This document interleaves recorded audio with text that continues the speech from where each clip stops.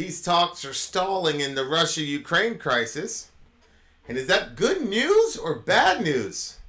Ask Hillary Clinton. Let's talk about it, y'all. Middle America. No! And you ain't black. The first time ever any... What are you people? We're Americans. We are Americans indeed. My name is Vincent. This is Middle America, where we are not left wing, we are not right wing, we are just right. Just kidding, kind of. Okay, guys, we have been covering the crisis in Russia and Ukraine. As you can see, to the left of me, there is a Ukrainian flag, and to the right of me, there is a Russian flag, because I refuse to take sides in this issue to make one side totally good or one side totally evil. I think all of us can agree that the Russian people, your average Russian citizen, is just trying to do their best to make it through life and vice versa. And so I've got these flags here to represent that. For full disclosure, I do not believe that Mr. Putin should have invaded Ukraine. I am a Jesus follower, so that those kinds of actions I would look upon as unloving, and we know the greatest commandment is to love thy neighbor.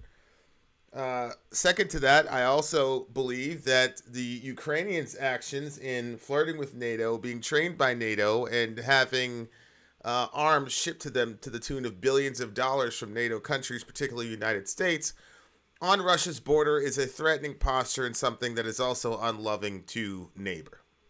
That's where I stand on the issue. Now, having said all that, we're covering the news, and I'm really starting.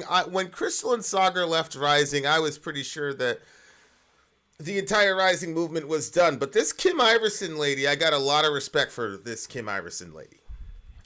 She has been taking a lot of heat from her own co-hosts, which, in my opinion, can't hold a candle to her. And apparently, I was informed that today would be no different. Shout out to Tina Bonina. I was told today that today is no different. So we're going to review the Kim Iverson video. It's called Hillary Clinton Gets Revenge on Putin. This should be very, very interesting. Shout out, by the way, to Sean Christian. I don't know if I'm pronouncing that name correctly. If I am pronouncing it correctly, gold star for me. If I'm not, give me grace. Okay, guys. So let's check out what Kim Iverson has to say about somehow Hillary Clinton is involved in this situation somehow. So let's check it out, shall we? Kim, what's on your radar? But what is going on in the world crisis? Right before I start, what he wants. Tim M says, nonsense. Ukraine has a right to align with whomever they choose. From whence came that right, that the Ukrainians have the right to join a military alliance that's hostile to Russia? Where is that? That's a universal principle of rights. Okay. I mean, look, there is what a person could say is technically allowable, and then there is what's wise considering human nature. Most human beings believe that if you threaten them, they have the right to mitigate that threat. So, again, I'm not one that's going to characterize this conflict in a simplistic, the Russians are trying to stymie the rights of Ukrainians. I don't know that the Ukrainians have a right to be part of a hostile military alliance, particularly when they border a Russian country, any more than I believe that the Cubans had the right to have missiles that could have reached U.S. airspace in a very short period of time and create a bunch of damages. In the same way that Khrushchev, during the Cuban Missile Crisis, didn't believe that we had the right to line up missiles in Turkey that could reach Russia. So we have the Monroe Doctrine, which basically says that we get to dominate the West, and anybody who threatens the West is going to be evaporated. And they have their own doctrines as far as that goes. And so that's my position on it. Okay. So now, let's check out what Kim Iverson has to say. But I thank you, Tim, for your disagreement, because as I continuously say, Middle America is not an echo chamber. We happily invite people to disagree with us, because all I'm after is the truth. All I'm after is the truth. So thank you to everyone who disagrees thoughtfully, because we can do no harm or good to the truth. We can only bow to it. We continue. Kim, what's on your radar? Well, what is going on with this war in Ukraine? It should have been over by now through negotiations. Putin's demands have been mostly straightforward, and many think they're doable, and some even believe them to be fairly reasonable. Most importantly, he hasn't changed them since this war began. He's consistently told the various leaders in China, France, Israel, Turkey, and others what he wants, and the goalpost hasn't moved. His main demand is for Ukraine to change its constitution from how it's currently written, asserting its desire to join NATO, to instead stating that happened, I believe, 7 February 2019, where they altered their constitution to be more European Union, but more recent NATO leaning, what I've been calling flirting with NATO. So he wants them to amend their constitution to guarantee a neutral state, so that there are not hypersonic missiles pointing at his country.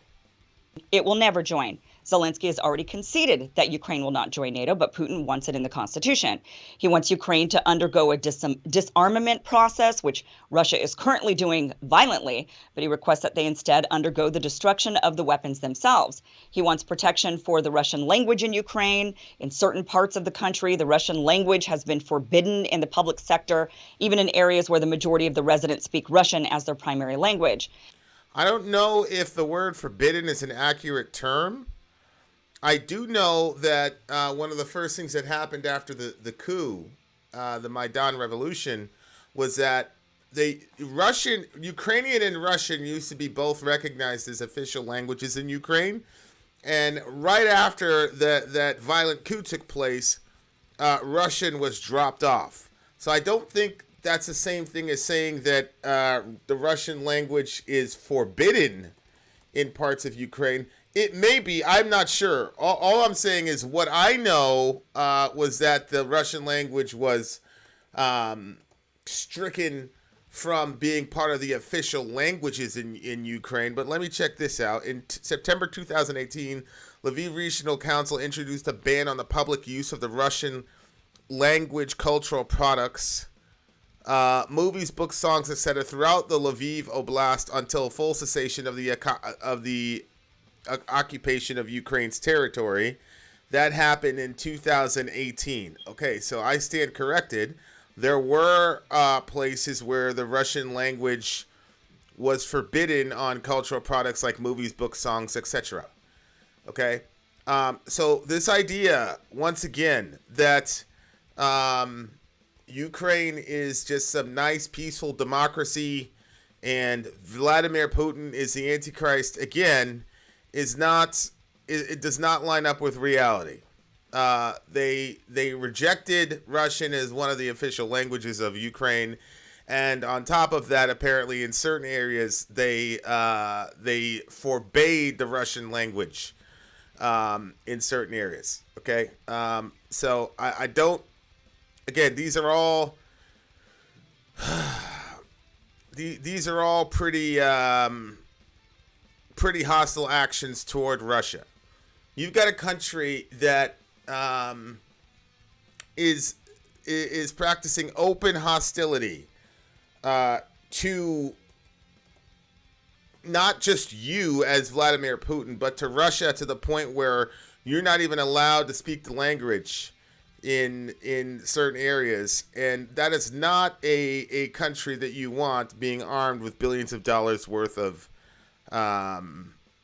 missiles. The law, which obliges all citizens to know the Ukrainian language and makes it a mandatory requirement for civil servants, soldiers, and teachers, was championed by outgoing President Petro Poroshenko. They released another law in 2019 that was also seen as anti-Russian relative to language. We continue.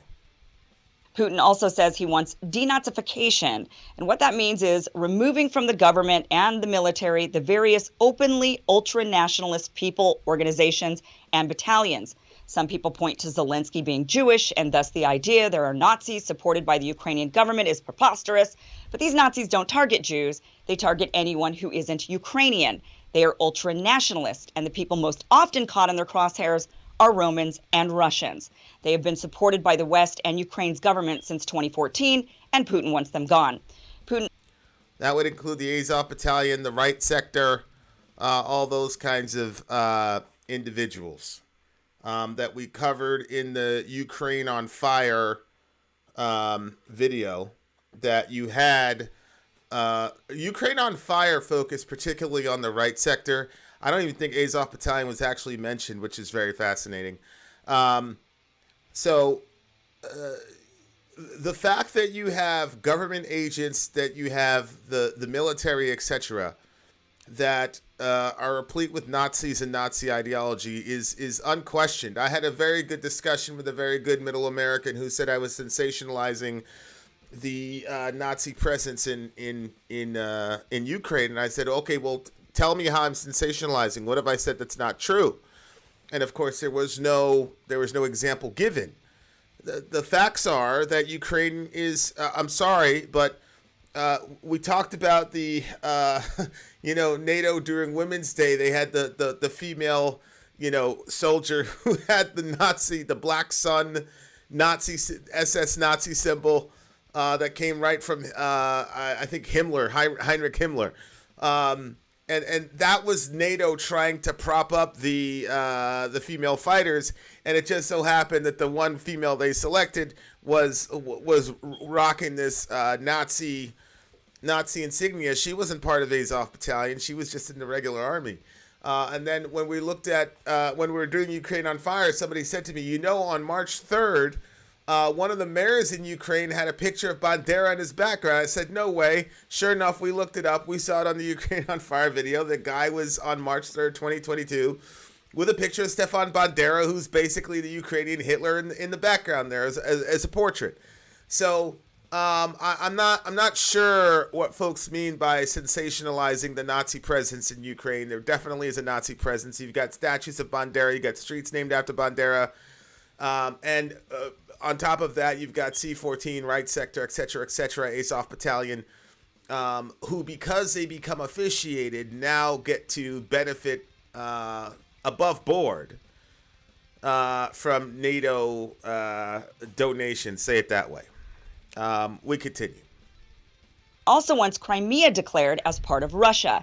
Now, this is a tougher sell for most people because they view it as a symbol of Russian expansion. But many of us know the Crimean people never fought back against Russia in 2014 because most of them actually welcomed being made part of the country.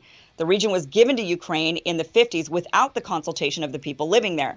The people overwhelmingly declared their desire to rejoin Russia and even celebrated their arrival. The Donbas region is where things get more complicated. Putin demands the region be... We also went over the Crimean vote, where the government of Crimea said that the people voted at a tune of, I think, was 96.77% to be declared part of the Russian Federation right after 2014, right after the violent overthrow. In 2014, the Crimeans immediately had a vote and said, please make us part of Russia. And the governor of Crimea, we read this on live, where he said, our people do not want to give our country over to Nazis. That's what they said. He literally used the term Nazi. So again, the Crimeans also may be part of the sensationalism project, but the Crimeans desperately wanted to be recognized as part of the Russian Federation after 2014, and that tells me everything I need to know about the level of Nazi involvement in that 2014 coup. We continue. Declared its own independent nation, but the question is how much of the region. Some of the Donbas hasn't even been under the control of... Now, the Donbas, for the uninitiated, is the eastern Ukrainian region that identifies mostly as Russian, and who has suffered 14,000 deaths since 2014 at the hands of the Ukrainian government and the Azov Battalion in particular. Now, I notice I didn't say civilians because the slice of the pie between civvies and combatants, etc., I don't think is relevant. What's relevant is the Ukrainians are murdering their own people. They're killing their own people with overwhelming firepower. And for the most part, the world has turned a completely blind eye to the suffering of those Russian people over there in Donbas. And so Mr. Putin is saying you need to make the Donbas an independent state of its own, which obviously comes with certain protections, especially the Geneva Convention. That's one of the reasons why the Israelis don't want the Palestinians to ever get a state, because there are automatic protections when you are recognized as a state. We continue.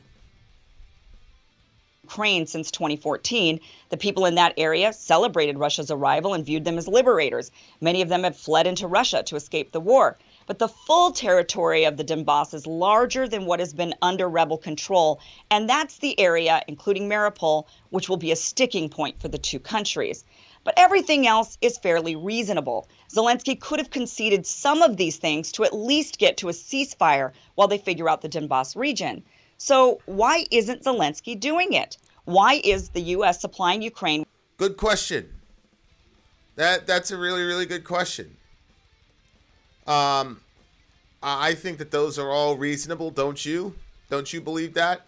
Especially considering we all know that Zelensky is not a Nazi and a Nazi sympathizer, and that the Nazis are the exception and they're not the rule in Ukraine. So why wouldn't denazification, shutting down the Azov Battalion, shutting down these far-right nationalist race purist parties over there in Ukraine, why would that be a problem? And we know that Mr. Zelensky has no problem completely shutting down political parties, because we know in last Saturday he used his war powers in order to unseat 11 almost exclusively left-wing parties, many of whom were pushing for peace, including the Opposition Party for Life, which accounts for 10% of parliament, who explicitly condemned the Russian invasion when the Russians invaded. That party also got shut down. So we know that Zelensky has no problem shutting down political parties that he feels are detrimental to the success of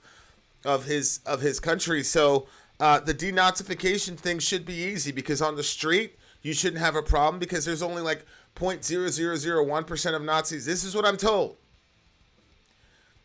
People are telling me, Vin, it would take a really long time to denazify the area. Why would it take a long time to denazify the area if the place is not, if Nazism and Nazi ideology isn't ubiquitous in that country?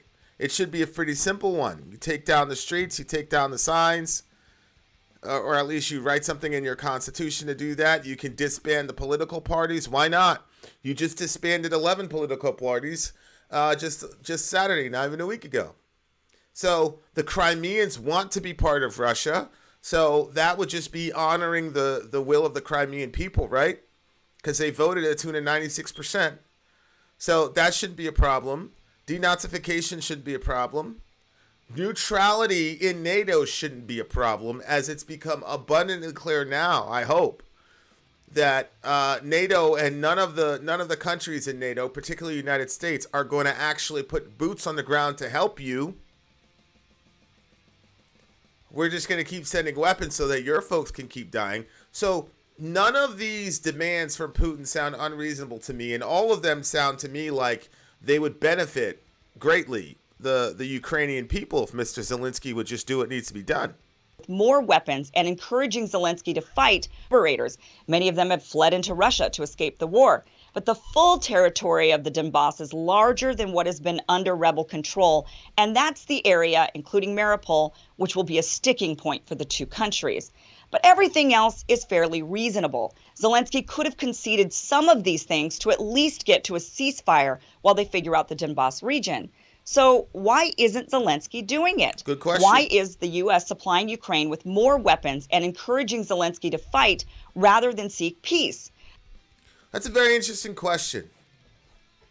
It's a very, very, very interesting question. Why is our government putting wood in the wheel to stop peaceful negotiations? I've always said, I don't think that the Ukrainian government are good actors. I don't trust them. I definitely don't trust Vladimir Putin. I don't understand I don't understand why Americans are so focused on Putin instead of looking at our own government. Dear listener, if you're in the United States, you can't affect anything Vladimir Putin says, does, or thinks. In this country, we can affect what Mr. Biden does. Because as I've said over and over again, there is a tacit exchange between the citizenry and the overlords in this country, which is we will give you power if you give us XYZ non-negotiables. And so we can make this a non-negotiable. Why are we not a force for peace in the world? Why are we always doing the proxy war stuff where we're killing people from miles away? We're basically hiring these client states to dish out our murder. Why don't we have peace? And why isn't there pressure at all from the United States media and the United States government to pressure Zelensky to do the things that work for peace? Why are we always talking about weapons and what kind of weapons we can give people? Why? Why is our media asking about no-fly zones and flirting around with shooting down Russian planes, etc., etc., etc.? These are questions that I think we should ask. The response from the West and Zelensky has been to just condemn the invasion and demand Russia leave. That might be right, but it's naive. And in the meantime, people are getting killed. Like it or not, a negotiation has to be had. And this negotiation in particular seems fairly straightforward. At least that's what reasonable people think. But it turns out the people who have the power to influence Zelensky maybe aren't trying to be reasonable. Maybe they have no desire to reach a peace agreement in Ukraine. Maybe they're more interested in bleeding Putin out until his government is ousted. In fact, they've pretty much said as much. In a recent New York Times article published. Okay. This gets me to my salient thesis this evening, dear listener, is that if you look at the actions of our government, not only recently, but in 2014, you had a democratically elected government, and we took part in unseating that democratically elected government. We had John McCain out there in the streets handing out cookies to people. We had Victoria Nuland out there handing out cookies to people, on the phone with the Russian transitional government, shooting down candidates, propping up other candidates, talking about who should occupy the periphery in their government. This was all happening while they had a democratically elected government in place.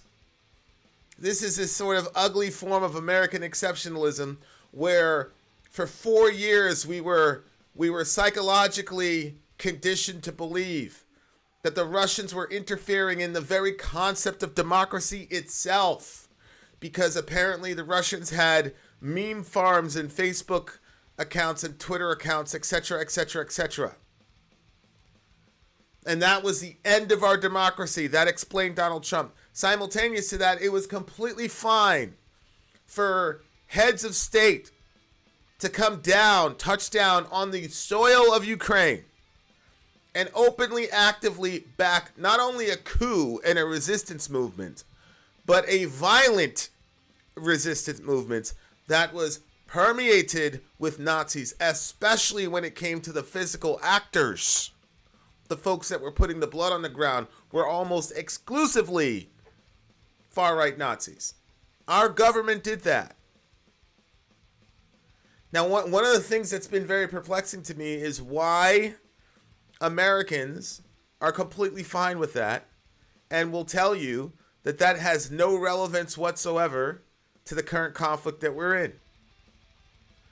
Well, I think it does have, I do think it absolutely has relevance, and I think we need to start asking the questions, what are you gaining from these beautiful people in conflict with each other, because it seems to me that we are playing the role of constantly instigating a conflict or doing whatever we can to make sure that the conflict is prolonged once it got kinetic. That's what it looks like to me, dear listener. I don't know what it looks like to you. What do you believe the role of the U.S. of A is in this particular situation? Because it does not look like it's a force for good at this point in time. It looks to me like this is something that we want to happen and that we will continue to have happen to these people. And it appears that there's some purposeful instigation here, and that looks pretty ugly to me, I have to tell you. But, I mean, I'm just one man. That's just my silly opinion. We continue, though. On Saturday, this article detailed the endless back and forth conversations the Pentagon and the White House have been having over which weapons they could supply Ukraine, who could supply them, how they could be supplied, what they can get away with without pissing Putin off too much. This is what the officials in our government spend their time talking about, rather than how to convince Ukraine and Russia into a peaceful coexistence. In his opinion piece for Bloomberg, Neil Ferguson cited a senior administration official who at a private event earlier this month stated, "The only endgame now is the end of the Putin regime. Until then, all the time Putin stays, Russia will be a pariah state that will never be welcomed back into the community of nations. China has made a huge error in thinking Putin will get away with it. Seeing Russia get cut off will not look like a good vector, and they'll have to reevaluate the Sino-Russia axis. All this is to say that democracy and the West may look back on this as a pivotal strengthening moment," unquote. Okay, so there we go. Some of the cards just got released, dear listener. So we're gonna bleed Putin out. He's gonna be a pariah. We're gonna overthrow his regime. Remember, more regime change wars. That was the big thing that the big homie Tulsi was talking about. Tulsi, who's also apparently a Russian plant. I forgot. Tulsi also must be a Russian plant. We're gonna bleed Russia out, and we're gonna make it so that Putin, he's got no place to be. We'll turn Vladimir Putin into a complete pariah, and that'll be it. And then the Chinese they'll also have to rethink their alliance with Russia. That's the master plan. Whatever could go wrong, dear listener, whatever could go wrong with such a plan. We continue.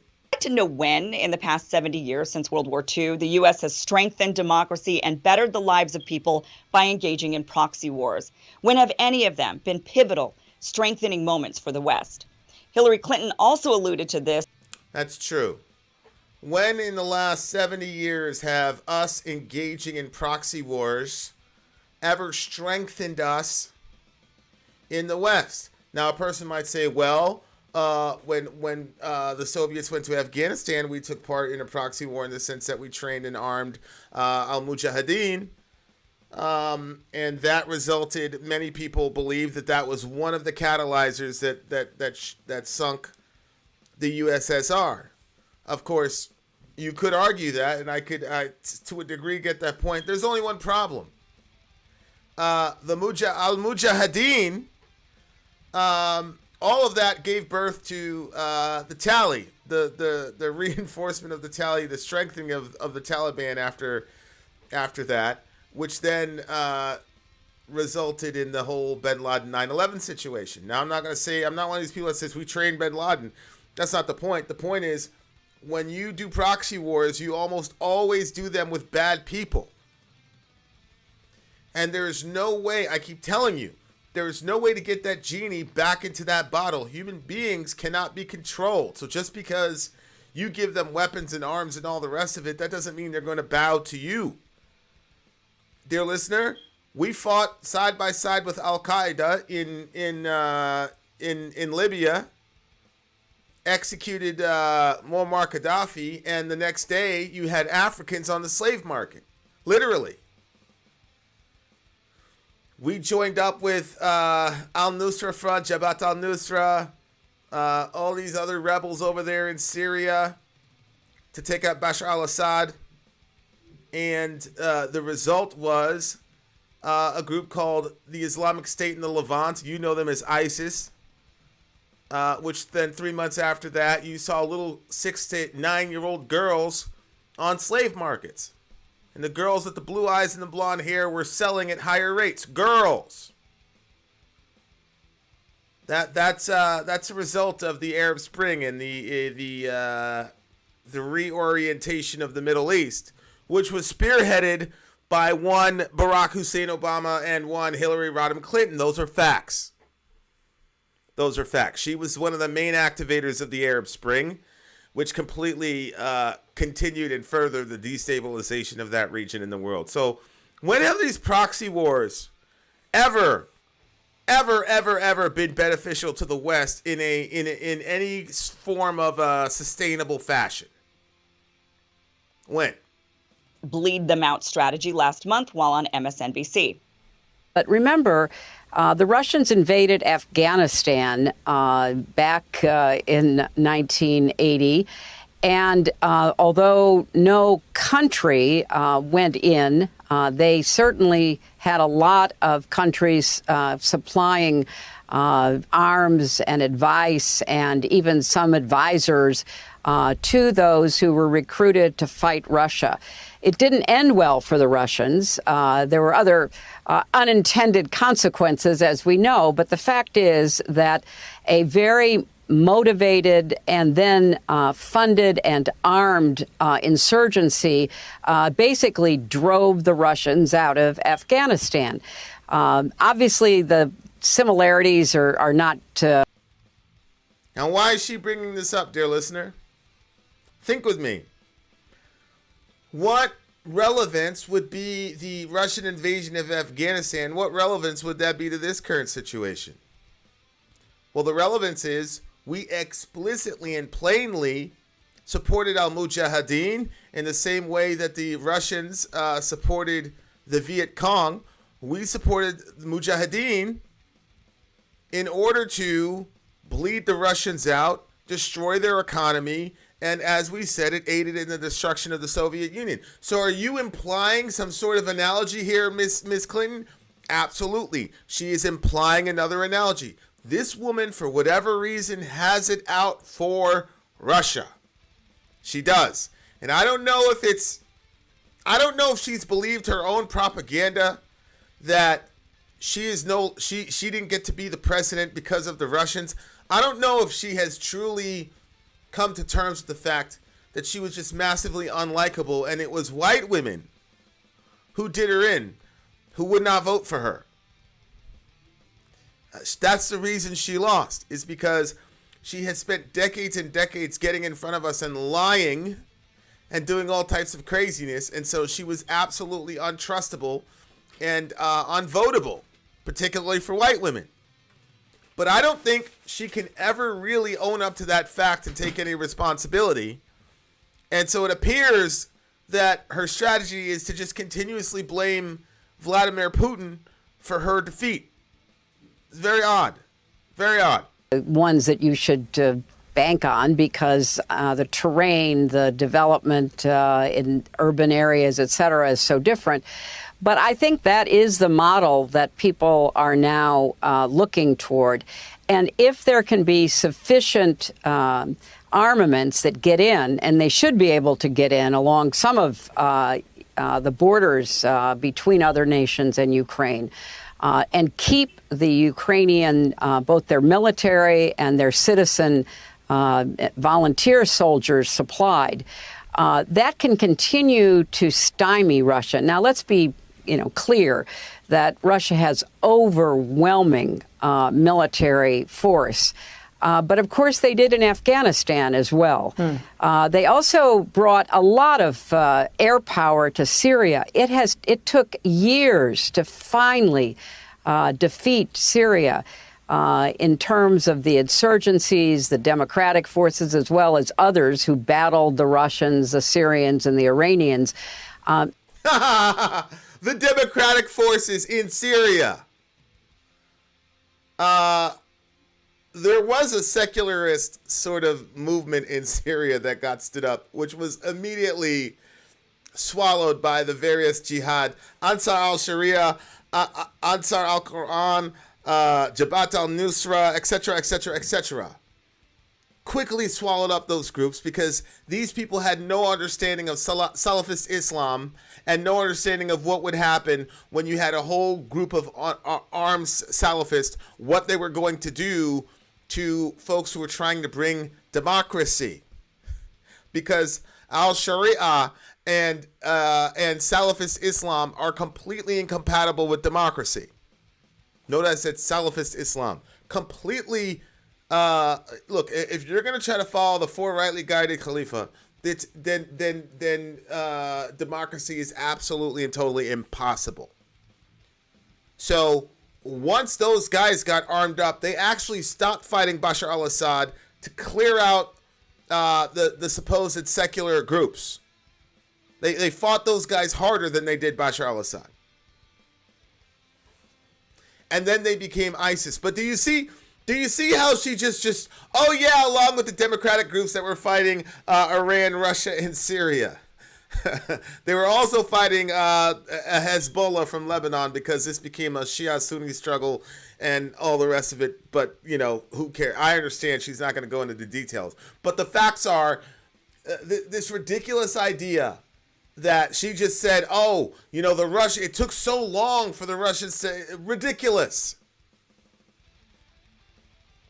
We armed psychopaths, and it created ISIS, and she just doesn't expect us to remember. So she's like, the democratic factions that were there. It's unbelievable to me. Unbelievable. So if you're fighting for your homeland, you're fighting for your family, you're fighting for your ideals, that's far more powerful than sending in these poor, young Russian soldiers who didn't even know where they were going until they crossed the border and people were screaming at them and they realized they were in Ukraine. So I think... I just got to ask, guys, does anybody believe... there was that...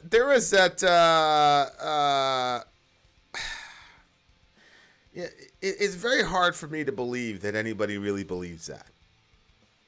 So let me get this straight. For 30 years, everybody that studied that region has said, do not let the Ukrainians join NATO. Stop expanding eastward. Stop doing that.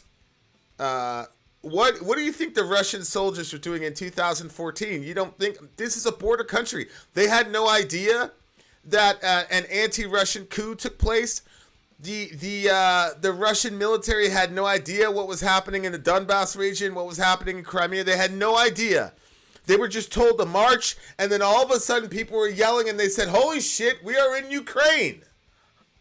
Who believes that? God bless her, they had that little girl from TikTok, and, she met at the White House with Jen Psaki and all the rest of it, and she was talking about how troop morale is low because the Russian troops don't know why they're there. Do you honestly, does anybody really believe that? But again, this is what I'm talking about, is the dehumanization of Russian people. They're all these NPCs, just non-player characters. Vladimir Putin is the only animate person in Russia. And Russian soldiers are just so dumb. They got lined up in the border of Ukraine. 90% of these guys probably have aunts, cousins, sisters, brothers, goddaughters, etc. on the Ukrainian side. But they're lined up on the border. They have no idea where they're going. And then they were just told to march, and they said, oh, well, okay, I guess we'll march. Okay. Putin, sure, we'll march. And then they heard people screaming at them, and they said, holy shit, we're in Ukraine. What are we doing here? I guess we should start shooting. Really? Really?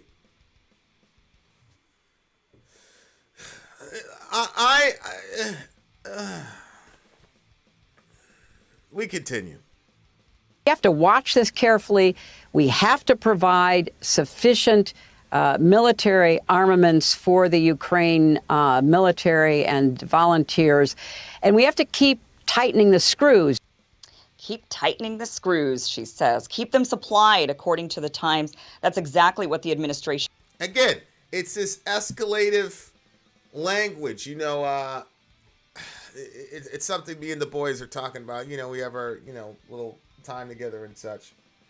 And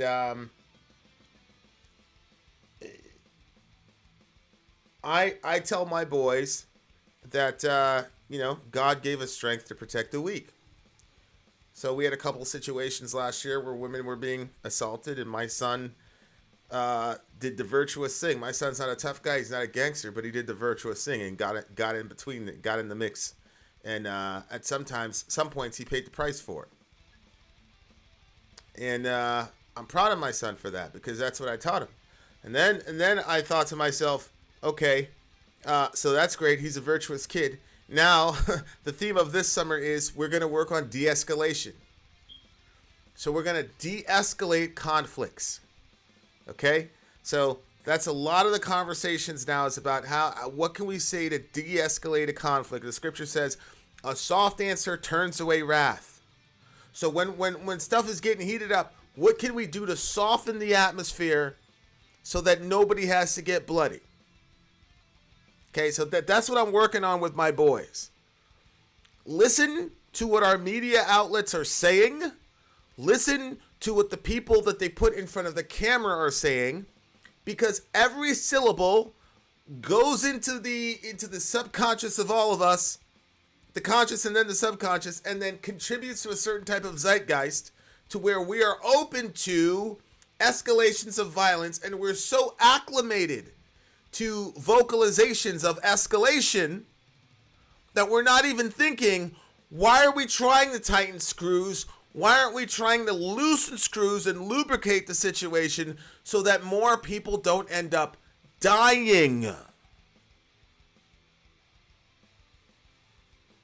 I don't understand this.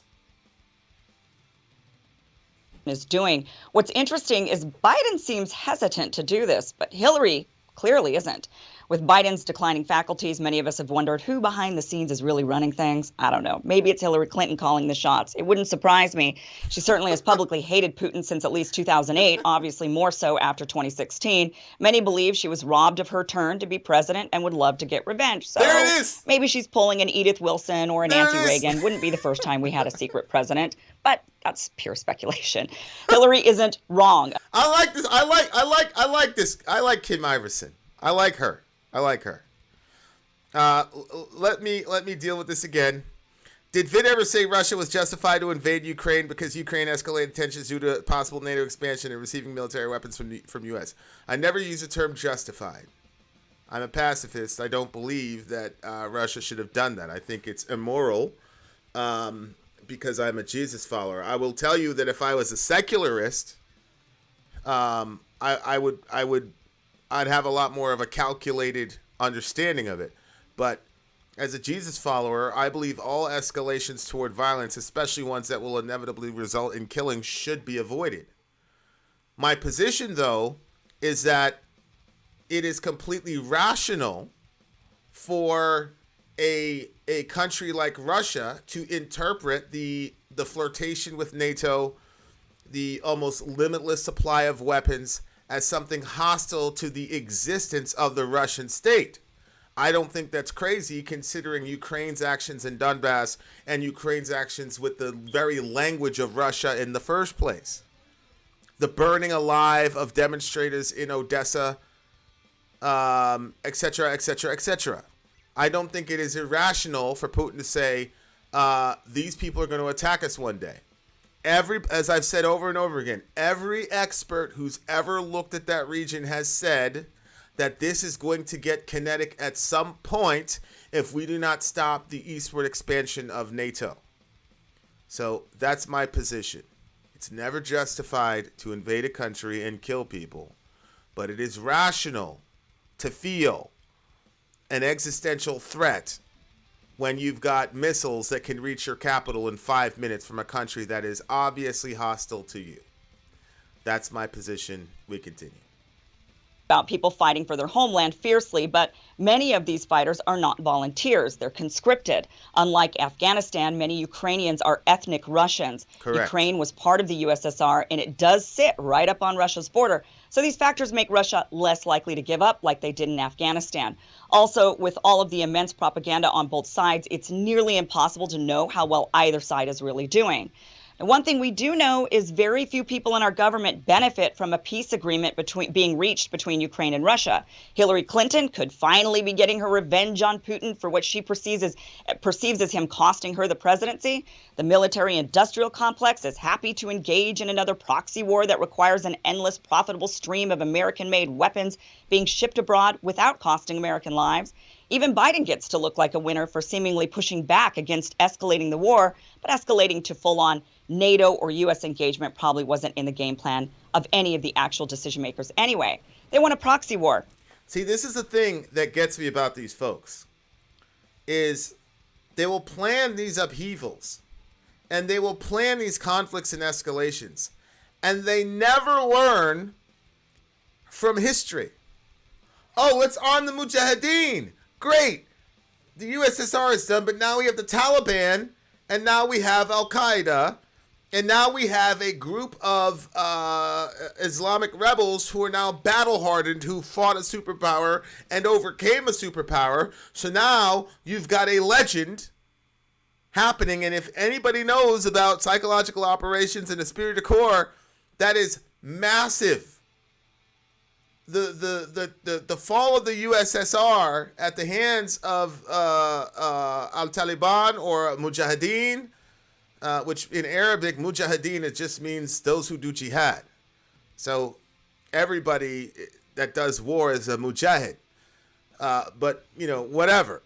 But the point is, we created not only the Taliban and not only as a bad byproduct, Al-Qaeda, but we've also created an entire narrative that Islamic extremists have used to great effect. Same thing with Somalia.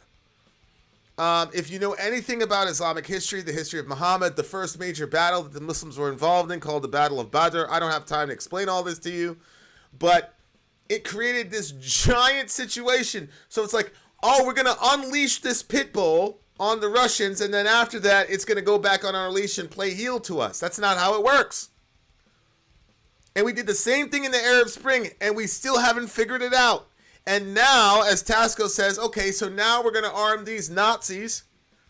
Not every Ukrainian is a Nazi, but what I'm saying is their fiercest fighters and most committed people to war are these far-right Nazis, these ideological race purists over there in Ukraine, these nationalists.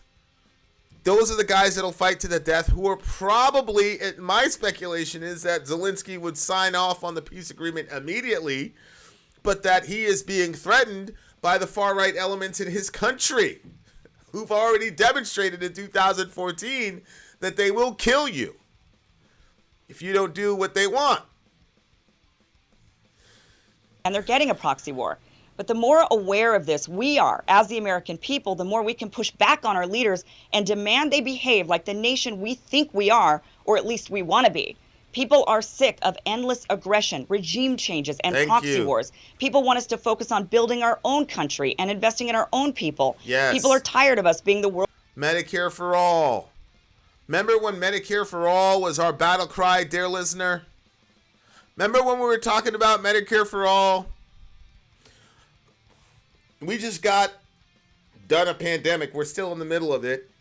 Do you know, dear listener, we're in a pandemic still. People are still dying in bunches, supposedly.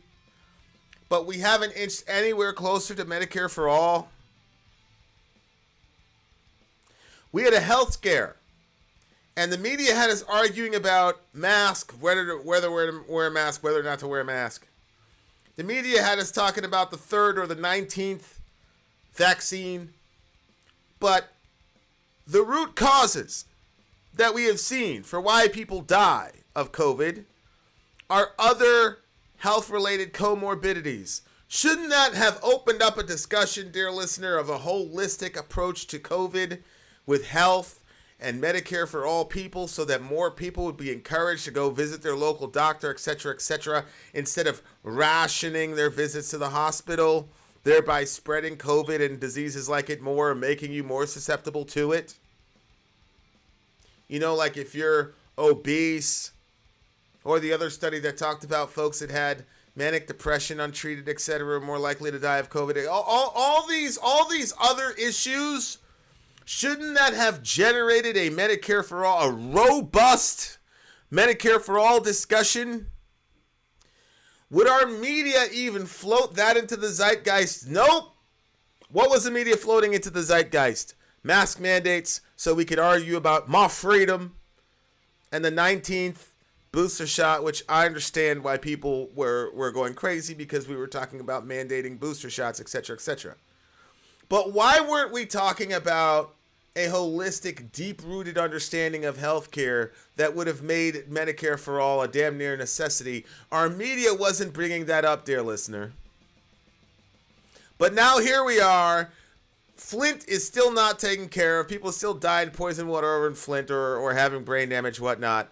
But we are now sending $2 billion to Ukrainians since the inception of the Biden administration. Jen Psaki bragged about a couple days ago. It's almost as if that these people don't have our best interests at heart. That's what it sounds like to me. Police providing military defense to an ever-growing list of nations most people have never even heard of. If we must be involved, people want us to be peacemakers and solve world crisis rather than create them.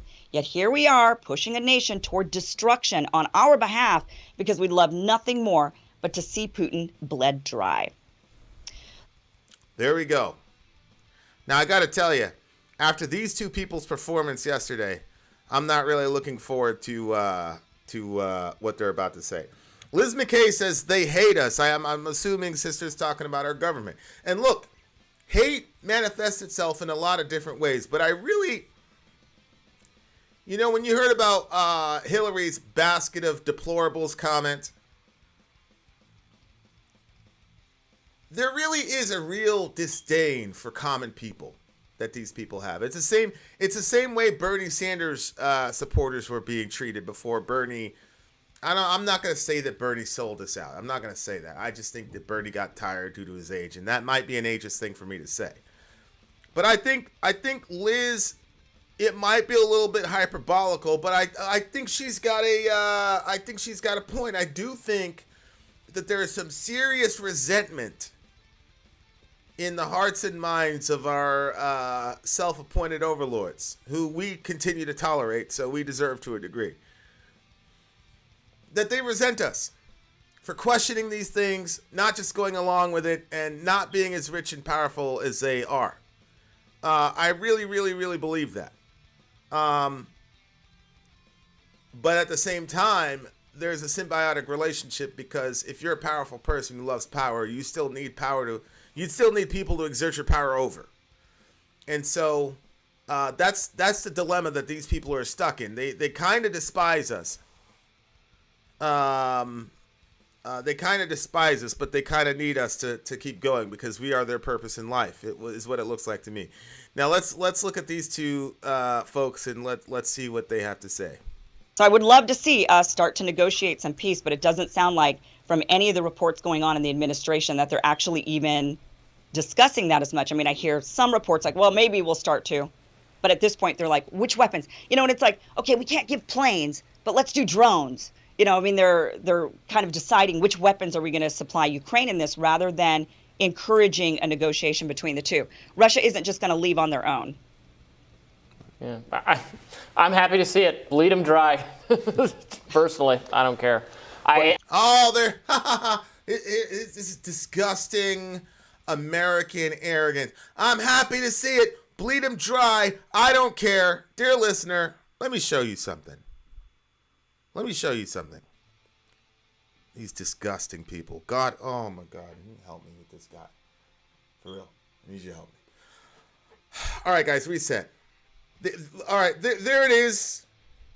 Smiling, happy, bleed them dry, I don't care. Dear listener, remember, the analogy was Afghanistan in the 80s, Mujahideen versus the USSR. Remember that? Okay. That was the analogy that was used. Dear listener, please consult this number right here. This is the Atlantic.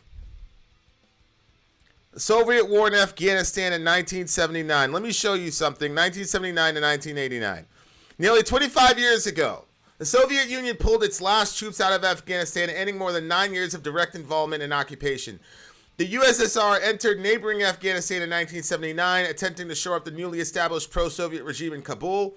In short order, nearly 100,000 Soviets took control of major cities and highways. Rebellion was swift and broad, and the Soviets dealt harshly with the Mujahideen rebels and those who supported them, leveling entire villages to deny safe havens to their enemy.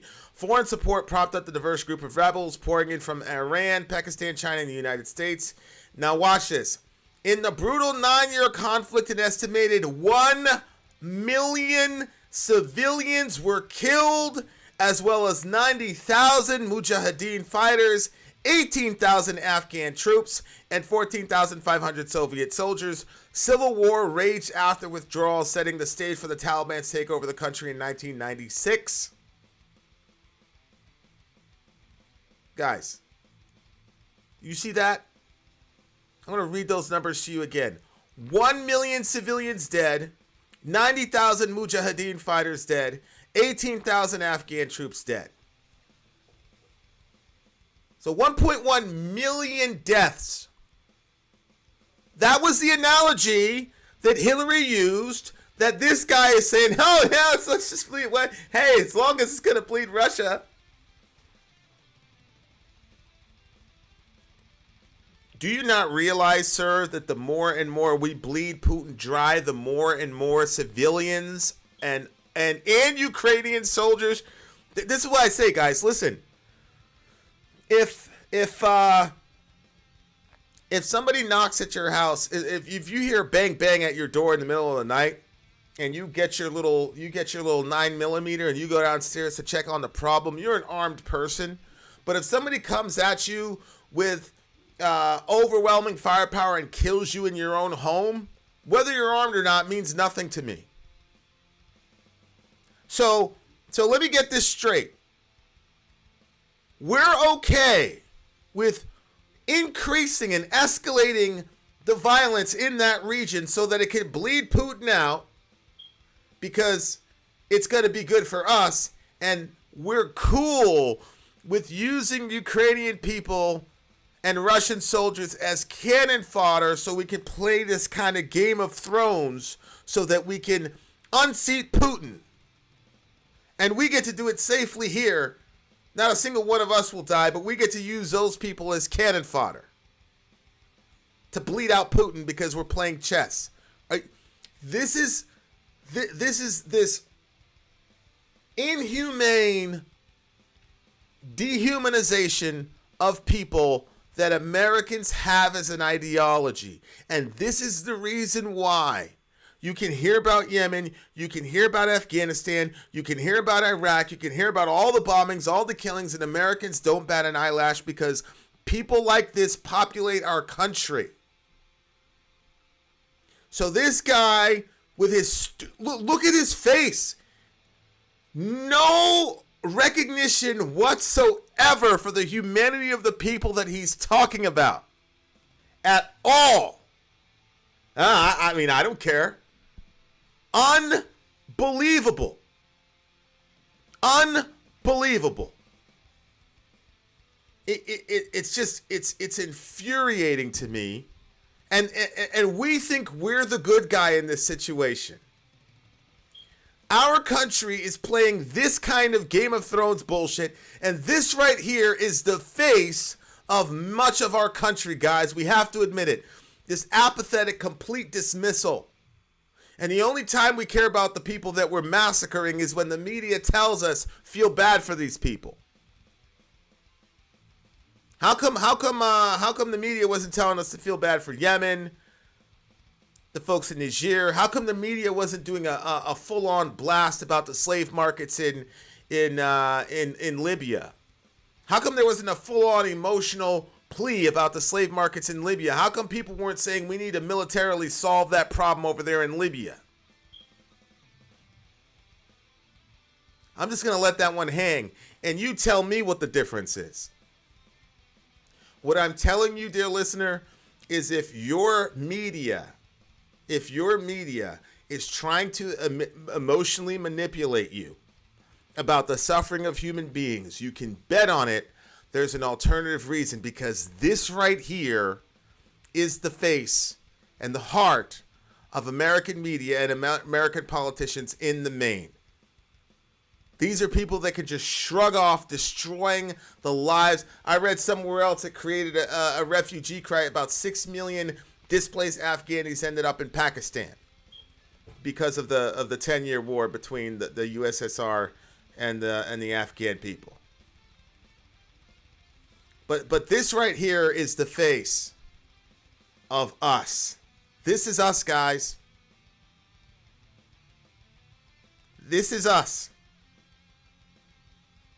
Because you know and I know that we've been bombing the shit out of Iraq, Afghanistan. We've been killing peoples in droves that have done nothing, have done no harm to us. Many of the people that we murdered don't even know that the United States of America exists. And all of us went around in our days, just happy-go-lucky, man. And what I'm saying is we got to own that. And I hope, if anything, that this conflict can get people to see that our foreign policy needs serious change. And that we don't fall for silly things like, oh, Tulsi said she was going to meet with Bashar al-Assad. He's a war criminal. Duh. Because she was going to try to de-escalate the situation. That's what we want. We want de-escalation. We don't want this.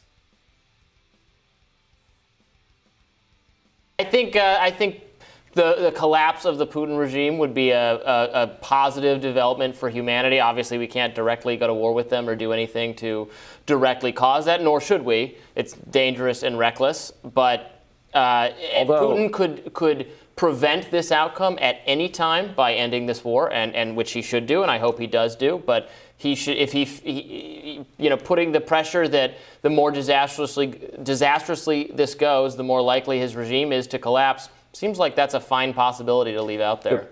Okay, so he goes, did you catch it? Oh, it's just dangerous for us to be directly involved. I mean, we don't want any American blood on the ground. But I mean, if we can get the Ukrainians to fight a proxy war for us, and there's a bunch of Ukrainian blood on the ground, then but it results in Putin being destabilized, then great.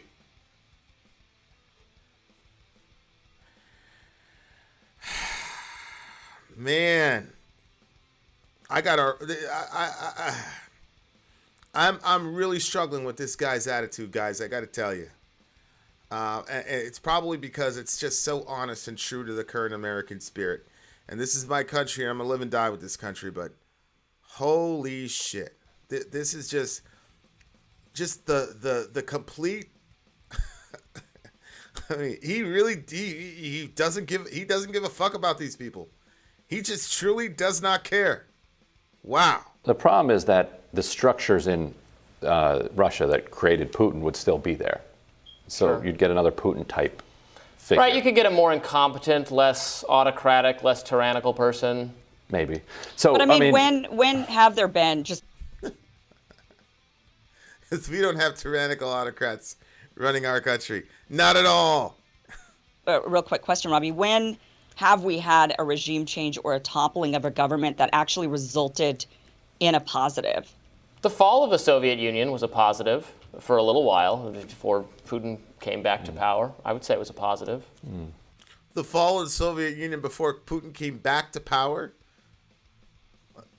Okay, I'm not going to be an idiot about the timeline. But again, he's attributing the fall of the Soviet Union to Afghanistan, which nobody would say that Afghanistan was the only reason why. But let's say it did. It gave birth to Al-Qaeda and the Taliban, which we've been fighting for the last 20 years. This guy's unbelievable to me. Not so sure I think the gradual trajectory of Chinese government from up until recently was positive, from Mao to Deng Xiaoping, et cetera, and then it's sadly reversed itself. But some governments do get better, right? Sometimes better people come to power after. But I mean, I agree with you that it is not worth the U.S. government intervening directly, or I mean, I agree with you generally about proxy wars. Just the difference with this one is that this is a war that Russia has started. So I think its government should suffer consequences. Again, if they don't want to suffer those, the ideal is them not suffering those consequences by ending the war. But that should be on them to do that. Right. And it's a war Russia. Just very simple. It's a war Russia started. We had no hand in that. We hadn't been instigating those folks over and over again. The Ukrainians had no hand in it. This is all a war that Russia started. This is unbelievable to me. Unbelievable. That's my only, I guess, that's where we depart. In general, I agree that I don't want regime change. I don't want to proactively do regime change, but it doesn't seem to me like we're the reacting party, not the causal force of this conflict. And two points on that. One, I cover the White House, and so I cannot keep repeating myself about NATO and literally every expert in the field saying that this was going to get kinetic if we didn't stop our eastward expansion into NATO. This guy is determined that he is just not going to acknowledge that at all, and he's just going to ignore the last 15 to 30 years of history. And so if I were to correct this guy every single time he said something, we would never get through the video. I can say, for what it's worth, that based on my reporting, there's utterly zero evidence that Hillary Clinton is secretly running this White House. I don't think she has very much influence. This guy. It was a joke, bro. It was a joke. Jimmy Dore doesn't like this guy. I don't necessarily have much of a... Who is this, Ryan Grimm? I don't have a problem with this guy, but obviously it was a joke, bro. There's no evidence that Hillary's really running that. Okay, and if there was evidence that Hillary was running, what would it be? Like, would you get a... I mean, oh my gosh, man! Take a joke, Ryan Grimm. Good Lord, I hope Jimmy does a breakdown of this video, because my Christian principles won't allow me to say everything that's in my head at all. Like I think you're right that there are factions within the U.S. national security state that want revenge on her behalf. I believe. No, I mean, there's continuity in who runs the... Right, and that have a geopolitical strategy that is happy to drain Russia of power. And if it comes at the expense of Ukraine, they're okay doing that. I do... Okay, at the expense of Ukrainian dead men, women, and children. You are willing to play this Game of Thrones so that you can isolate Russia, oust Putin, because you have some sort of mechanistic Urim and Thummim that predicts what human beings are going to do. So if we do this, if we bait the Russians into a war, the Russians go and invade in the name of self-defense, then we can sanction the hell out of them, and then the Russian people are going to go, Putin, you suck. Oh, actually, no. Putin's approval ratings are high. That means they're more likely to radicalize against the West. You know, we had the shock and awe campaign. You remember the shock and awe campaign? The shock and awe campaign was, we're going to fucking bomb the shit out of Iraq. Remember that whole thing? We're going to bomb the shit out of Iraq, and they're going to see the full might of the U.S. military, and it's going to beat them into submission. And what happened? We stopped fighting Iraqis. Remember the language was the Iraqi military? And we stopped talking about the Iraqi military. And do you remember what the term was? Insurgents. Al-Mujahideen from Lebanon, Turkey, all these people started flooding in. Shia, Sunni, Druze, all these people started flooding in. People that had beef with each other found a way to ignore their beef, peace up, and go fight us because of the shock and awe campaign. We thought the shock and awe campaign was going to beat those people into submission. And what it did was galvanize a regional jihadist movement, which was proto-ISIS. And then you know what happened? After we did the shock and awe campaign and killed all those people, blew up all those libraries and those schools and those masjids and those hospitals, you know what the campaign was called after shock and awe? Hearts and Minds. I don't know if you guys remember that. It went from shock and awe to hearts and minds. Oh, we want to win the hearts and minds of the people. I understand we bombed the shit out of your hospital and killed your cousin. I understand that your aunt, she was all getting dressed up and her henna was very beautiful on her wedding day. And we droned the shit out of your aunt. And your aunt could only be identified by her left hand, which had that henna design on it, by her soon-to-be husband. I understand that. But look, the Americans are bringing you rice. Hearts and minds. That's what we did in Iraq. Don't you remember? So we think that we could just keep doing this to these people. And their lives and their families and their plans, all that shit is irrelevant because we've got to go. I mean, we're not going to put people down. We're not going to put people over there. So now we've orchestrated this situation. We've marionetted these people into this conflict with one another because we really think that the Russian people are going to rise up against Putin. How's that going to happen? And how do you know that that's not going to be the thing that pushes a bunch of Russian youth to the other side that says, man, fuck the West? How do you know? How do you know it's not going to have the exact opposite effect on these Russian people? And then what happens? What happens after Putin? You know, this guy said maybe we'll have a less competent, less tyrannical. How do you know that? Who's next in line after Putin? Who takes him out? Is it a democratic vote? Is it an assassination? Who takes him out? And then who replaces him? And is that government going to be friendly to its neighbors and friendly to Western interests?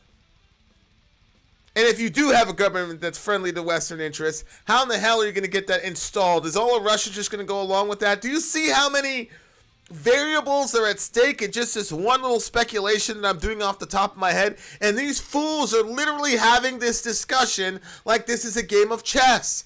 Like we're not dealing with human beings who are wildly unpredictable and do things that we would never have thought of.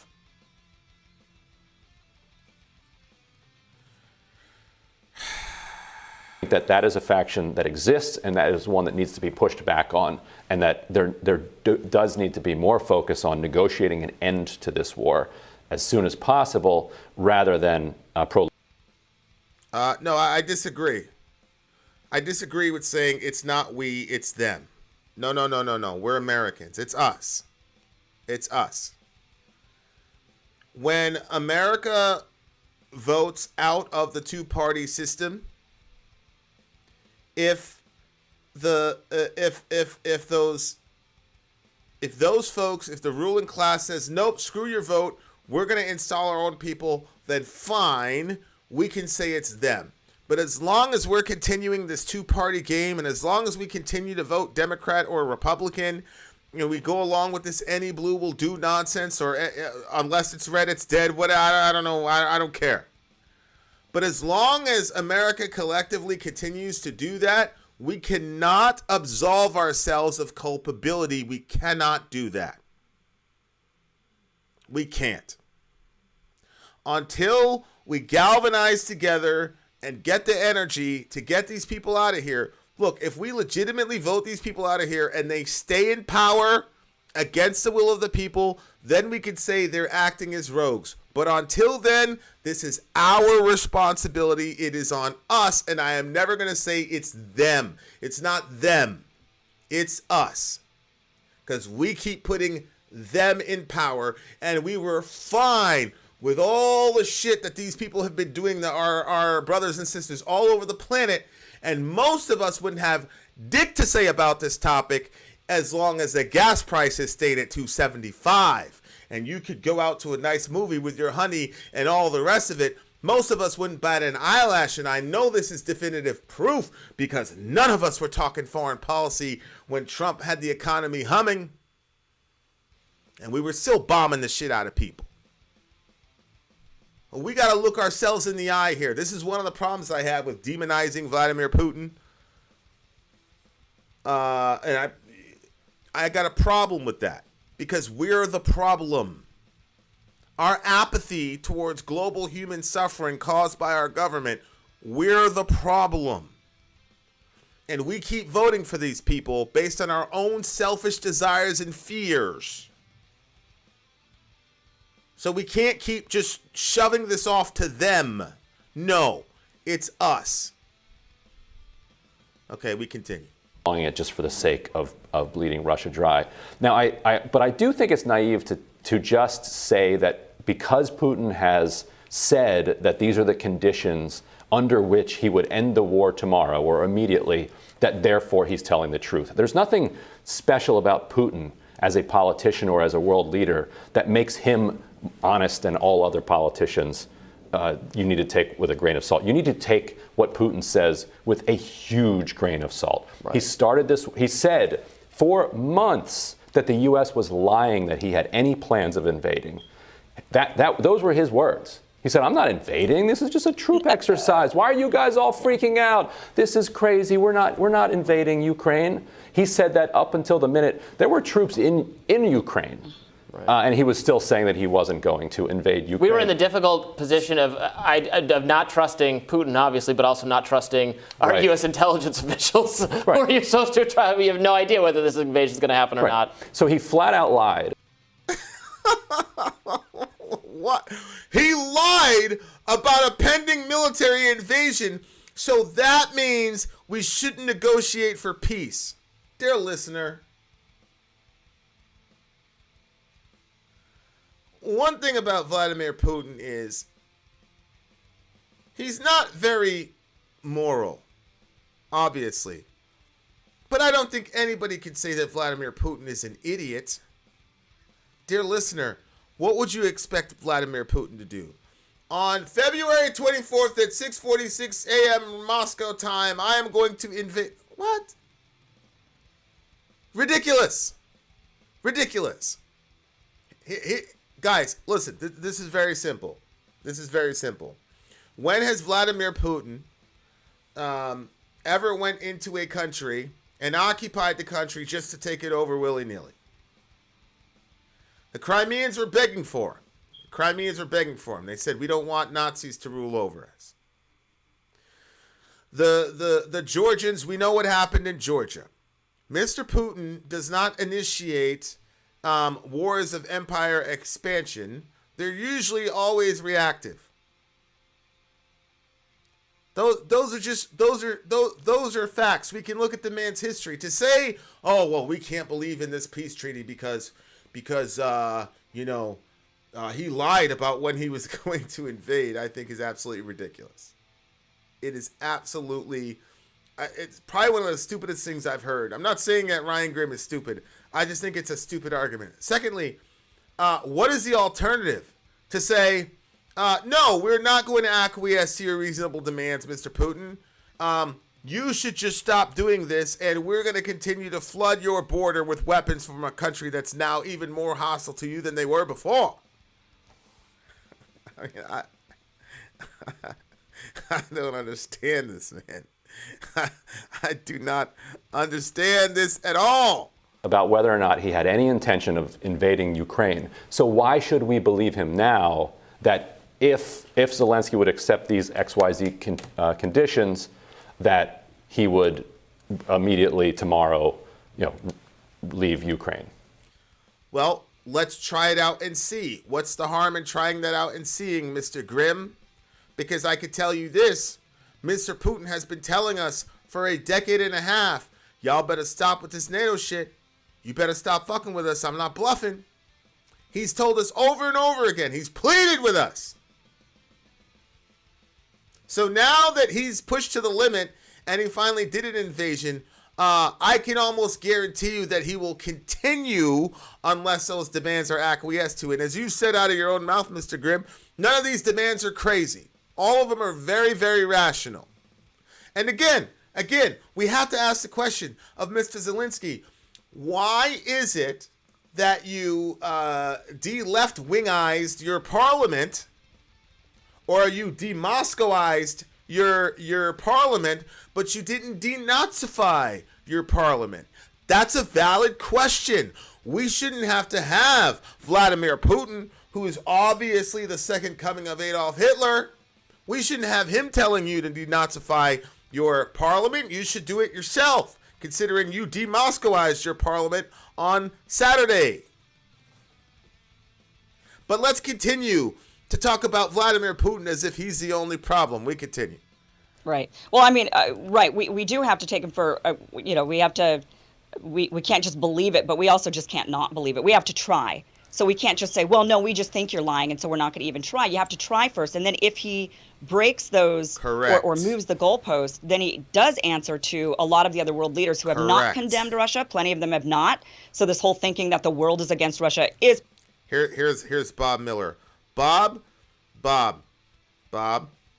get us definitive evidence that Zelensky, quote, denazified his parliament the way that he just de-Moscowized his parliament on Saturday. Please get us that information. False. Actually, a lot of the big powers, I mean, minus the West, they're not saying anything. But he's been telling those countries that have been basically friendly with Russia, this is what I'm doing. So if he changes that after, let's say, Zelensky were to come to the table, then that would be one thing. But we have to at least try. On the other points, Hillary Clinton. So I don't. No, Miller, I'm not continuing to ignore it. Are you saying that's Svoboda? Svoboda? Is that what you're referring to? Because that's in the article that I read. That's what I got. I'm sorry, but Svoboda is not the only Nazi right-wing element in the parliament. So, are you saying that they did a complete wipeout of the Nazis in parliament? Is that what you're saying? Is that the argument you're making, Bob Miller? So there are no more Nazis in parliament. Are you sure? Do you want me to show you one? Because denazify means get rid of all the Nazis in parliament. Are all the far-right nationalists out of parliament in Ukraine?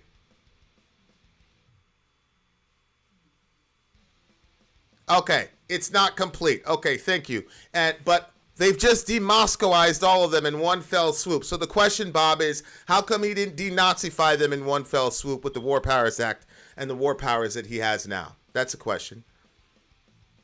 I'd like to know. See, now you're changing the subject, Bob. You're changing the subject. Secondly, we don't have any explicit Nazi factions in the U.S. government. There are no explicit Nazi senators in the U.S. government. So Bob, it's a yes or no question. Are there still Nazi parties in the Ukraine parliament, yes or no? Okay, the answer is yes. That's the answer. And when what Mr. Zelensky did on Saturday was he activated the War Powers Act, Bob. He activated the War Powers Act that he had, much like our friend Trudeau, and in one fell swoop got de-Moscowized the parliament, including a group that comprised 10% of parliamentary seats and representation who spoke out against the invasion, the Russian invasion. Bob, he got rid of them in one fell swoop. Okay? So the question is, since he has that power, why are there still Nazi parliamentarians in his government?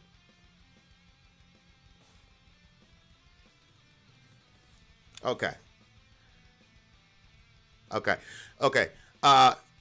You're saying it doesn't make Ukraine pro-Nazi. So he has the power to get rid of all the Nazi parliamentarians. He didn't. But a peaceful left-wing parliamentary party that occupied 10% of the seats, he got rid of them. So if that doesn't make Zelensky pro-Nazi, that means he's being controlled by Nazis. That's what that means. Because he's got the power. He's got the power to do it, but he won't do it completely. But he did it to the peaceful left-wing party. We continue. Know, like I said, it's just speculation. But what I will say that makes me more suspicious is that even when Obama was attempting his reset policy with Russia, Hillary Clinton was actively undermining. Again, yeah, Bob. There's Amy Lee Forever. We read all the all the posts that you put up there. I read them all. I value your opinion. I value your opinion.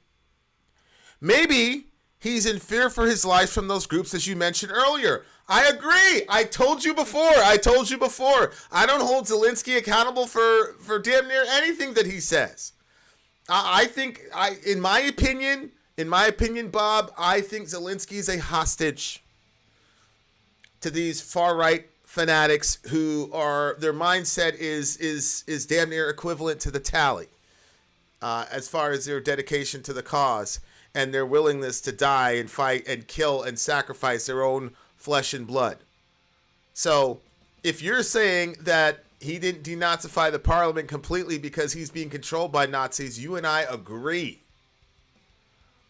But what I'm saying then is, if you and I can figure out those tea leaves from thousands of miles away, why is the U.S. State Department, why is our president, why is our media constantly beating war drums if we believe that there's a good possibility that the president is being held hostage by Nazis? Why are we continuing to give these people money if they've got their president held hostage?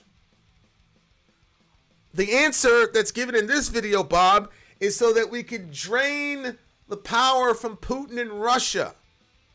That's the thesis here. That's what I'm saying, bro. That's the problem. That's the problem I'm having. That's the issue I'm having. That on a regular true. basis. Yeah. So this is really her idea. This is not what others in the Obama administration. I don't even think Biden really wants to do this from the things he says. So this was mostly Hillary, who's always wanted Putin gone. She's been she's been having him in her crosshairs for a really long time, and that's what's upset Putin so much about Hillary Clinton. That's why he doesn't like her. Why she is like that towards him is more of a mystery. I'm not really quite sure where I can trace that back to. But also one other point about Putin and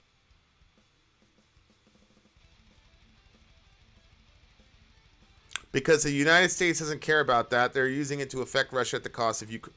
Exactly. So all of this, I'm not talking about you because you're informed, you're reasonable. We're going back and forth. This is Middle America. We agree, we disagree. We're all trying to collectively come to the truth here because we all know we cannot trust our media. Okay. So all of the psychological and emotional and the sociological and Fortnite giving $40 million to Ukrainians, yada, yada, yada, yada, yada. All of this could be ended if the United States went to Zelensky and said, look, we will take care of the Nazis who are threatening you. You need to sign this peace agreement. The Crimeans don't want to be with you. Stop killing those people in Donbas. Amend your constitution to complete neutralization. And stop naming streets after Stefan Bandera, who killed all those Jewish people. If we came in there with a firm hand, Bob, what do you think Zelensky would do? Honest question. him saying he wasn't going to invade. I've actually tried to look into that more on his direct quotes about that. I don't know what I've heard, like back in December, for example, when he was pressed by a foreign reporter on whether or not he was going to invade. When you actually listen to him speak for himself, he doesn't say he wasn't going to. He kind of says, "You've left. I'm not going to say anything." He literally told her, "I'm not going to answer that question. I'm not going to say no, that I'm not going to invade." Because she was like, "Well, promise us you're not going to." And he was like, "I'm not going to say that." So I actually think he might have said things like, when they say, "Oh, what are you going to do? What are you doing over there?" He might have said, "Well, I'm just doing troop exercises," but never really denied the fact that he was intending to invade. So I'm not really certain. So, on that front, I will say the direct quotes I've seen from him he clearly seemed, his agitation was escalating. And maybe had I even paid attention to what he was actually saying rather than believing, just kind of reading reports, had I actually taken the time to listen to him, then I would have maybe been more like, I think maybe he might be on the brink of invasion. Well, he was consistently claiming that the U.S. was wrong about his intentions. Like that was the impression that he was giving to the entire world, that it was impression, maybe. Yeah. But the words, when you listen to the actual words, ridiculous. I think he was. I don't see why he gets so much extra benefit of the doubt. Yeah. Okay, we gotta leave it there. Thank you, Kim, and we'll have more Rising right after this. What is your Ryan? What is your alternative? The alternative is continue to ratchet up sanctions against Russian civilians who have nothing to do with this. The alternative is to continue to blast Ukrainian people into the ether. The Russians haven't come close to leaning in with the full weight of their military. None of us knows what the actual what the count of the dead on the ground is. So what I'm saying is, you prove Putin to be prove him to be a liar. Prove him if you say that he wants Putin knows that if he tries to go into Poland, what Article 5 means, he knows that. So when I say give him the benefit of the doubt, I don't believe in giving him the benefit of the doubt. I believe in looking at the man's psychological makeup from his actions in the last 15 years. Tell me one action that Vladimir Putin has done that is not rational. I didn't say that they were not more moral, but when has Vladimir Putin ever advanced in any sort of suicidal pact that's going to destroy his country? When has he ever done that? And again, the hypocrisy of Americans. There was an island about 60 miles away from you. The Russians populated it with a bunch of missiles. We didn't say, hey, the Cuban people have the right to have as many missiles as they want. Oh, we didn't say, hey, the Iranian people have the right for nuclear energy. That's completely fine. They've got the right to do that. Oh, the Iraqi people, they have the right to have WMDs.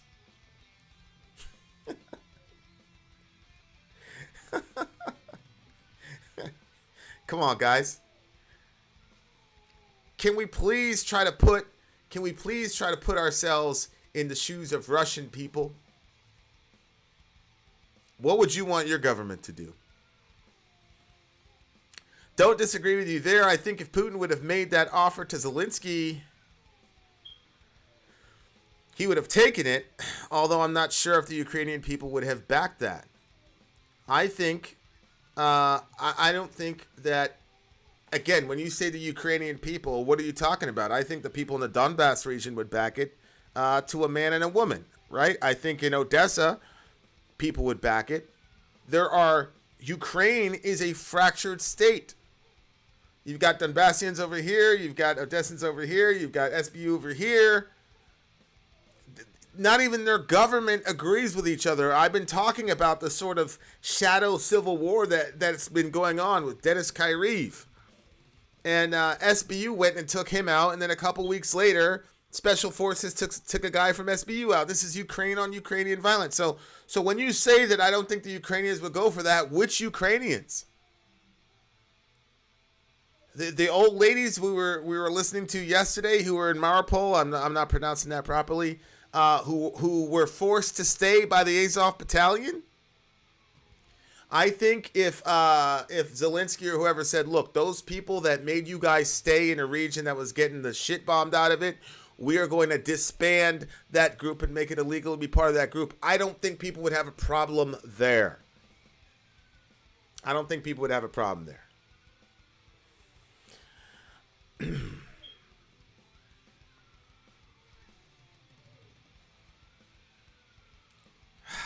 All right, guys. I just want to show you guys one more thing about Hillary Rodham Clinton. And this is very, very interesting because one of the things that I said when people were talking about the Russian conspiracy and Russiagate and all this, I'd always ask people, I said, well, why do you think the Russians would not want Hillary Clinton to be president of the United States? Why do you think that Hillary Clinton would not be the first choice of Russian people? Check this out, guys. Here we go. No fly zone, no fly zone, no fly zone, no fly zone. No fly zone in Syria. Y'all remember this? I've alluded to this a bunch of times in 2016. She was pushing no fly zones. Okay? All right, so check this out, guys. Check this out.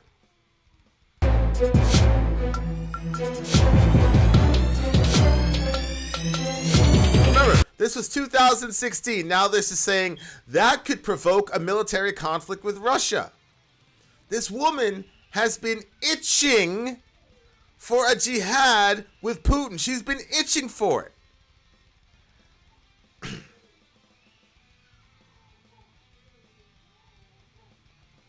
I don't know what you mean, the majority, Vin. They have the right to defend their land. Who has the right to defend their land? We just need to stop manipulating them, and Ukraine is no more fractured than the U.S. Doesn't mean Russia gets to invade them. Alden, I will never understand why you keep saying that doesn't mean that Russia gets to invade them. Maybe you came in like at the later part of the discussion, so you didn't catch the discussion, because honestly, brother, I have no idea what you're saying. I have no idea what you're saying. Nobody's denying that people have the right to defend themselves. Nobody's denying that. That's not even part of the discussion tonight, brother. So I don't know what you mean by that. When you said which Ukraine, yeah, because the Donbassians would have no problem with acceding to those four very rational goals. And furthermore, who are the Ukrainians to say what should happen to Crimea? Alden, I thought you believed in the people's self-will. The Crimeans voted at a clip of 96% to be recognized as part of the Russian Federation because, and I quote, "we do not want to be ruled by Nazis." That's what they said. So the Crimeans being given to the Russian Federation, the Ukrainian people shouldn't have a word to say about that. That's number one. Number two, I think we can all agree by now that NATO is never going to happen. So putting that into their constitution shouldn't be a problem. Number three, I keep being told that Nazism is the exception and not the rule, so denazification shouldn't be a problem. And number four, the Donbassians have been suffering horrific persecution at the hands of the Ukrainian government and military, and so the only decent thing to do is recognize them as an independent state. Who's against that? And what do those four premises have to do with Ukraine's ability to defend herself? That is a genuine question. Yeah, the will of the people only ever applies to people we find agreeable. Correct. I agree. But let's didn't they do a referendum in Donbass like Crimea? No, the Donbassians are asking to be looked upon as an independent state, while the Crimeans are asking to be recognized as part of the Russian Federation. Alden. But I want you guys to look at this. This is now this from 2016. Retired senior military pilots are worried about her proposal because she was asking for a no-fly zone in Syria.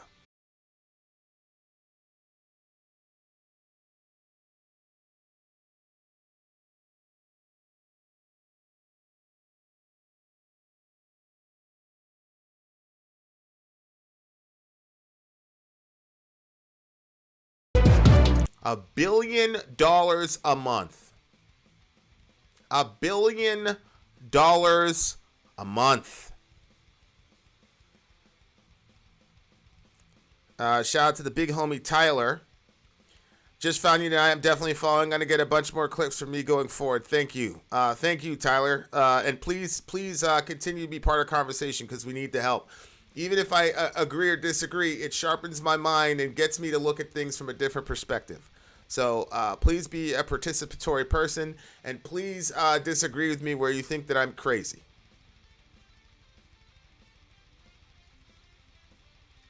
Okay, we continue. Well, Chris, first of all, I think a no-fly zone could save lives and could hasten the end of the conflict. She's lying there. Dear listener, all of us know that a no-fly zone means almost inevitable war with Russia. We all know that. She was saying this in 2016, saying that it would save lives and hasten the end of conflict. The end of what conflict? Well, it would definitely hasten the end of Syrian conflict in the minds of Americans, because we would then be at war with Russia. She knew that. So I'm not saying that she's the whole, I do believe that Dick Cheney was really the president during the Bush administration. I do believe that. Okay? I do believe that. Nobody can convince me otherwise. Shout out to George Bush, but good night. It's like, I was listening to a guy one time. He's like, when you see a turtle on top of a flagpole, you don't know how it got there, but he didn't get there himself. That was basically, okay. So I don't think that Hillary is secretly running the government. What I do believe, though, is that Hillary is a longtime player, and that the Clinton family are a very, very, very powerful family, and all of the insane reverse propaganda that all of us endured during Russiagate had its genesis with her and her party, so she can still influence people. That's a fact. And all I'm showing you is as recently as 2016, she was calling for a no-fly zone over Syria. What? Vince Foster died? Oh, I see what you're saying. I thought you were talking about Vince Vaughn, the actor. All right, we continue.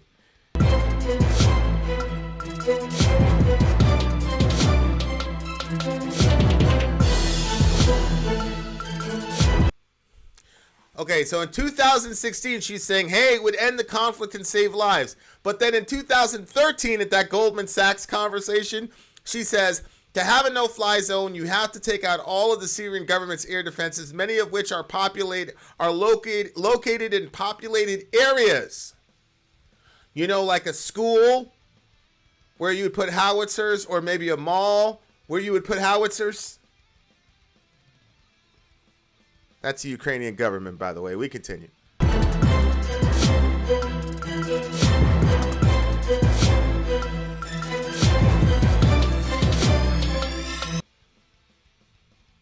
You're still going to kill a lot of Syrians. So in 2013, she admitted that a no-fly zone would result in the death of a bunch of Syrian civvies. But then in 2016, in a debate with Trump, she was saying we should initiate no-fly zone. And then Rachel and the rest of them were spinning Trump, saying that that's crazy, into Trump is a Russian stooge. She knew it would result in the death of Syrian civilians, and she also knew it would precipitate a kinetic conflict with us in Russia, and she was completely willing to do that. She wanted her war. And as recently as the end of February, she was talking about, hey, we need to bleed out Russia. The reason I'm bringing up Hillary Clinton is because if you agree with this woman, you should question yourself. I'm not going to commit the genetic fallacy and say, if you agree with Hillary, you're automatically wrong. All I'm saying is, if you agree with the mentality of a person who is willing to do this, you should question the soundness and the morality of your thought process. And if you find yourself repeating the same talking points as this person, you should question it. That's all I'm saying. Question it. That's it.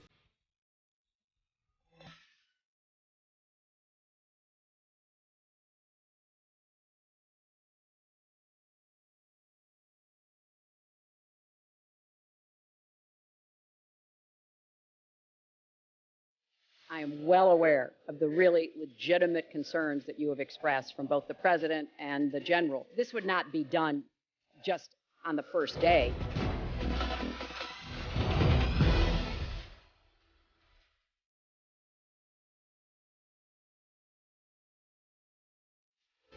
I wouldn't put it past them to shoot down an American aircraft if they felt that it was threatening their forces on the ground. No shit.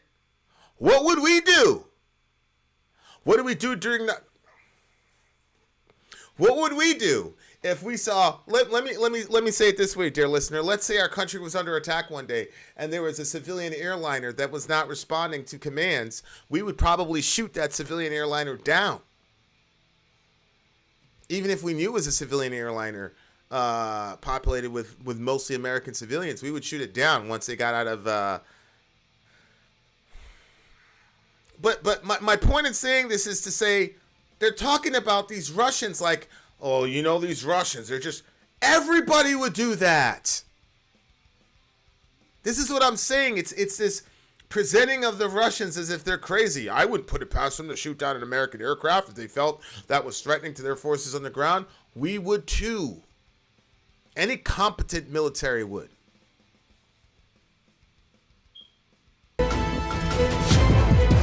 Flies into that no-fly zone and they refuse warnings to leave. Do you give the order to shoot down a Russian jet? Well, that's a hypothetical that I think there are many steps you have to go through and decisions you have to make before you ever get to that. Would you shoot down a Syrian military aircraft or a Russian airplane? I do not think it would come to that. We are already deconflicting airspace. But isn't that a decision you should make now? Whether? No, I don't think so. I don't think so. I don't think so.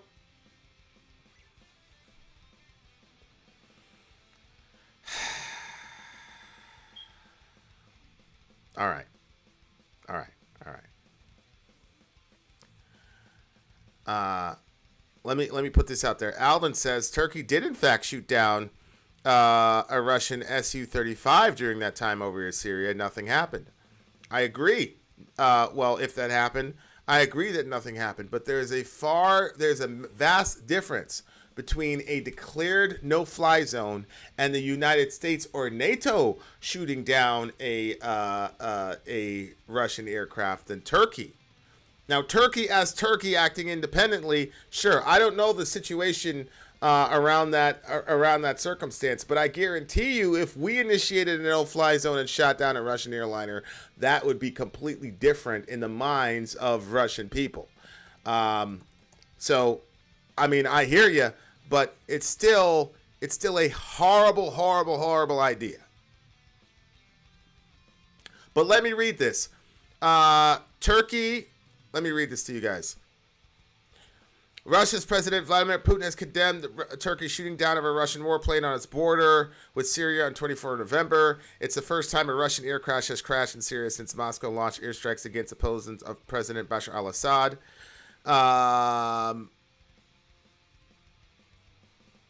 Both Russia and Turkey say the Russian Su-24 was an all-weather attack aircraft was shot down by Turkish F-16s in the Turkey-Syria border on 24 November. In a letter to the UN Security Council, Turkey's permanent representative Haltichevik wrote that two aircraft of unknown nationality had approached Turkish airspace near the town of Yaldagi in the Hatay province. Okay, that is a Russian jet flying into Turkish airspace. So that's easily explicable. Trust me, if a Russian jet flew into American airspace and we warned them over and over and over again to turn around and they didn't turn around, we would shoot them down. That is completely different, Alden, I'm sure you'd agree, than us initiating a no-fly zone over Syria and telling the Russians who had a deal with Bashar al-Assad, who was a sovereign head of Syria, yes, you guys can fly in this zone. For us to come in and say, no, you can't fly over Syria is vastly different than a Russian jet flying into Turkish airspace. I'm sure you agree. I'm sure you agree.